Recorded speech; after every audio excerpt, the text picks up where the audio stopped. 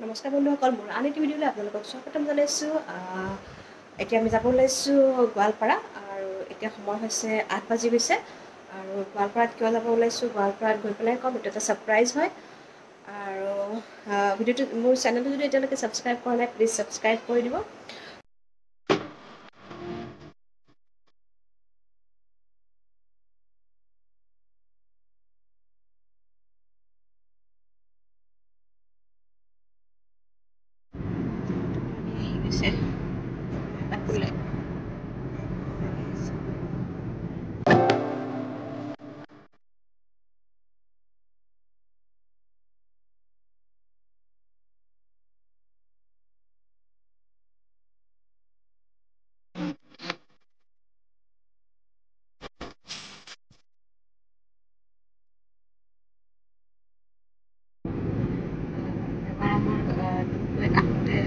গোৱালপাৰা আহোঁতে বেয়া অৱস্থা হৈছিলে।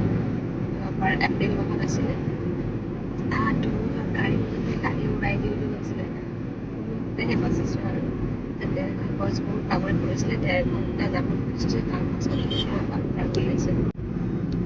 যিয়ে গোৱালপাৰা আহি পাইছে তেওঁলোকে মানে গম পাব আৰু ৰাস্তাবোৰ যোৱাতেই ধুনীয়া হয়। আহা ৰাস্তাটো পুৰা গ্ৰীনাৰী সেউজীয়া গছ।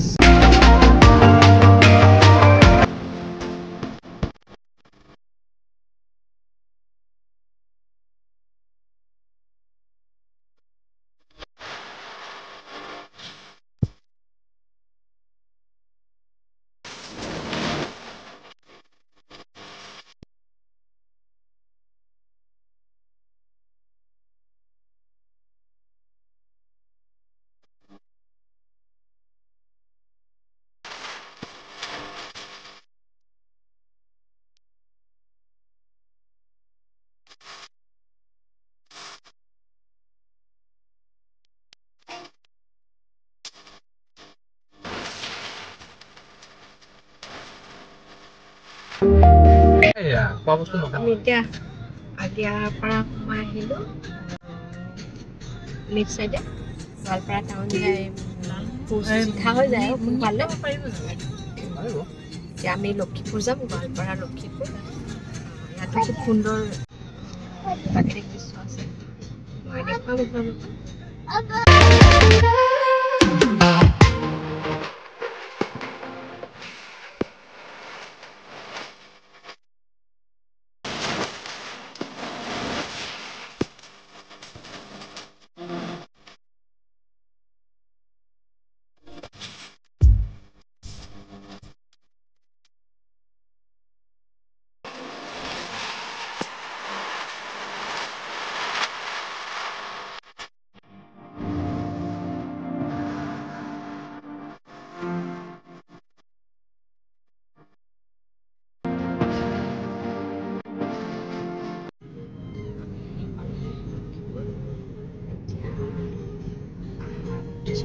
গাড়ীৰ পৰা নামি পেলাই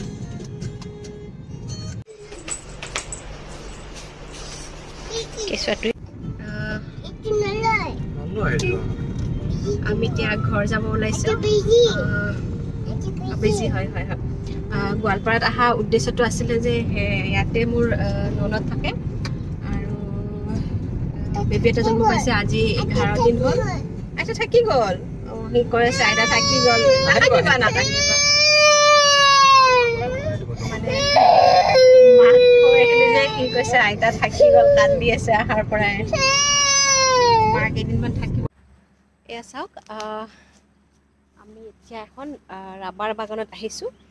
আগিয়াৰ পৰা যিটো লক্ষীপুৰ যোৱা ৰাস্তা হয়, সেই ৰাস্তাটোতে সৰু সৰু টিলাবোৰত বাগান থাকে, ৰাবাৰৰ বাগান হয়। মই আপোনালোকক দেখাই দিছোঁ।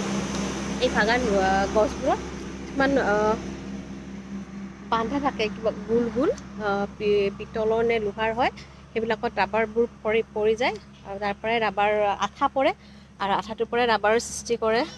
মই আপোনালোকক এইবোৰ দেখিছে, এইটো আঠা গছডালক কাটি দিয়া হয়। গছডাল তেনেকৈ কাটি দিয়ে আৰু কাটাৰ পৰা আঠাটো আহি ইয়াতে পৰি যায়।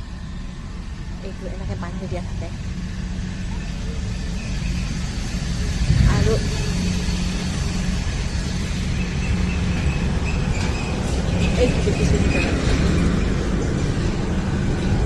এইবোৰৰ পৰাই ৰাবাৰ বিভিন্ন ধৰণৰ ৰবৰ তৈয়াৰ কৰে, যেন গাড়ীৰ চকাৰ হওক বা যিকোনো ৰবৰে ইয়াৰ পৰাই তৈয়াৰ কৰা হয়। এতিয়া আপোনালোকক এটা কালী মন্দিৰ দেখাম। শ্মশান কালী হয়, মানে ল'ৰা শুই গ'ল যে সেইকাৰণে নামিব পৰা নাই। মই কালী মন্দিৰটো দেখাইছোঁ। এই কালী মন্দিৰটো গোৱালপাৰা জিলাৰে দৰংগিৰি নামৰ ঠাইত অৱস্থিত।